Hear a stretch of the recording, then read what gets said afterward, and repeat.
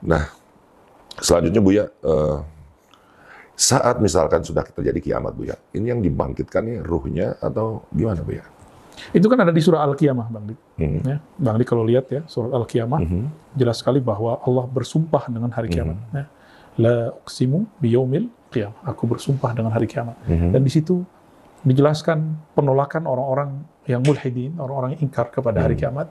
Mereka mempertanyakan, kok bisa manusia yang sudah mati hidup lagi? Hidup lagi. Hidup. Nih, hidup lagi. Berarti jasad kan kelihatan nampak. Jadi yang hidup nih tubuh ruhnya, jasad, atau ada maka lagi dijawab hayal? oleh Allah SWT di situ bahwa akan hidup lagi dengan fisiknya, tapi dia bukan dengan tubuh yang ini.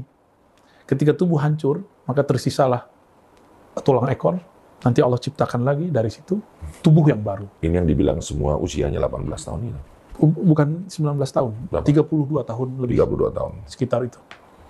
Nah, jadi ketika nanti terjadi hari kiamat, kebangkitan dulu namanya. Jadi hari kiamat itu sebelum masuk ke sana Bang Dik, disebut dalam banyak ayat dengan istilah yang beragam. Al-Ghasyiyah, Ad-Dukhan, kemudian Al-Qari'ah, ada lagi Az-Zalzalah, ada lagi sebutannya Al-Qiyamah. Ya. Itu sebutan-sebutan untuk hari kiamat. Nah, dari sebutan-sebutan itu, intinya adalah tentang kebangkitan. Dan dalam surah Al-Qiyamah dijelaskan, banyak orang mengira, masa sih tubuh yang sudah hancur, kemudian dihidupkan lagi? Dijawab, jangankan menciptakan dari yang ada, kamu dulu belum ada, dijadikan ada. Jadi Allah sudah bermain logik, bahasa Arabnya mantik. Ya. Allah sudah mengizinkan kita dengan ayat itu untuk mengembangkan satu ilmu namanya mantik, yang diharamkan oleh satu kelompok yang mereka ternyata juga bermantik-mantik, tapi mengharamkan. Gitu Bang. Jadi dengan tubuh yang baru, bukan tubuh yang ini. Tubuh ini saya ajak cuma ke Bandung, Bang Dik sudah kecapean. Ya. Ya, dibuka rahasianya. Kalau tubuh yang itu kita mengarungi padang mahsyar, mizan. Bayangkan Bang Dik, Nabi Sulaiman dengan kekayaannya itu dihisap 2000 tahun. Sana, 2000 tahun, 2000 tahun sini ya. 2000 tahun di sana berarti 2 hari. Lama sekali. Tapi rasanya hitungan kita 2000 tahun. Ya. Nggak tahu nih Bang Dik dihitung berapa tahun nih. Maksudnya keluarganya banyak ya Buya ya.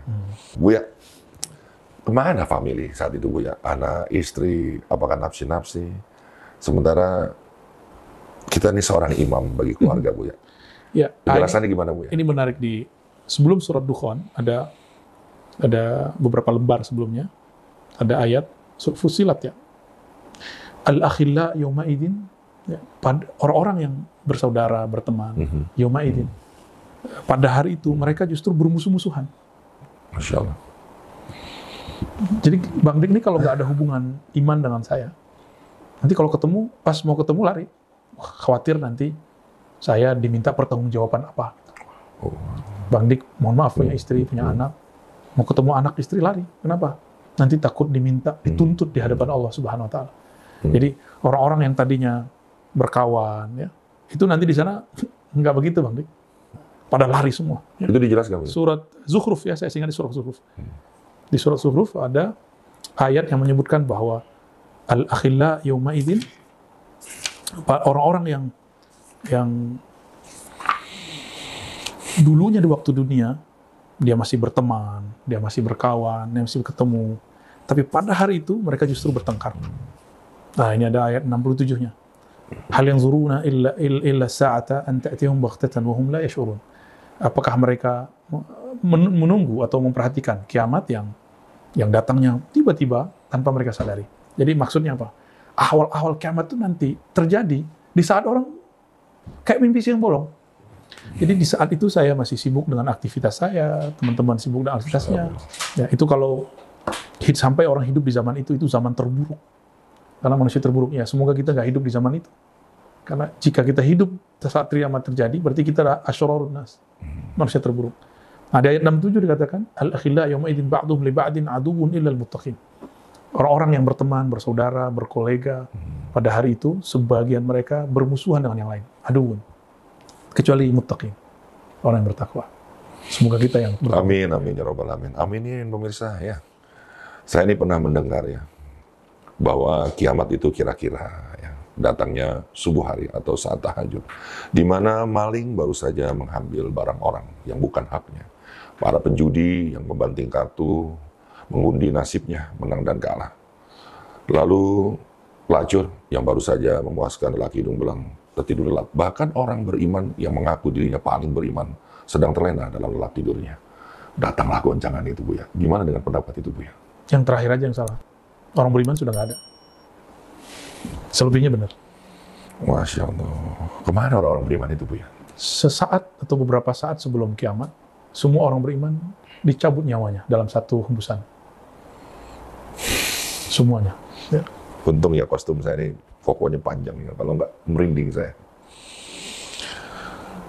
Jadi setelah Ya'juj Ma'juj datang, jadi Dajjal keluar, mati, Dajjalnya dibunuh oleh Sayyidina Isa dengan perintah Sayyidina Al-Mahdi. Jadi Al-Mahdi lah yang merintahkan Nabi Isa sebenarnya. Lalu terjadilah daulah Al-Mahdi, daulah khilafah ala minhajin nubuwah, khilafah yang berdasarkan manhaj kenabian. Di saat itu nanti kita semua akan beribadah persis seperti sahabat-sahabat Nabi dulu beribadah. Di saat itu tidak ada lagi virus, tidak ada lagi orang tengkar dengan tetangga. Semua orang akan jadi kekasih-kekasih Allah. Namun ada yang kekasih yang spesial, ada yang umum. Di saat-saat yang sangat indah itu, di 9 tahun rasanya 9.000 tahun, tiba-tiba datanglah Ya'juj dan Ma'juj. Nah, di saat itulah Ya'juj Ma'juj itu ada yang kecil, Bang, ada yang besar, ada yang sebesar pohon, apa setinggi pohon kelapa.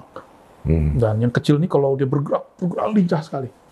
Dia ketemu apa saja dihancurkan, ketemu tembok dia makan, ketemu mobil dia gigit, ketemu manusia, monster. Seperti yang dibayangkan oleh anak-anak dalam film-film. Minecraft apa namanya. Itu betul-betul mengerikan, sangat mengerikan. Dan pejuang-pejuang yang dulu bersama dengan Al-Imam Al-Mahdi itu bersama lagi. Sampai kemudian setelah beberapa lama, dunia ini sudah hancur semua. Al-Imam Mahdi dan Nabi Isa naik ke atas satu gunung.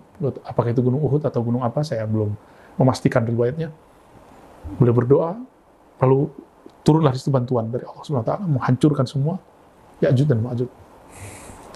Setelah itu hidup hanya beberapa saat, tiba-tiba ada angin dari satu arah, itu angin adalah nafasnya Sayyidina Israel. Nafasnya, Bang. Karena Sayyidina Israel itu kan banyak, bukan satu. Itu banyak. Setiap kita punya Israelnya.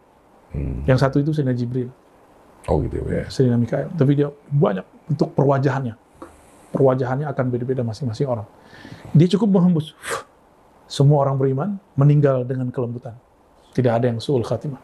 Karena semua mereka yang ada saat itu pejuang-pejuang yang melawan Ya'juj Ma'juj, yang dulunya juga berjuang melawan Dajjal.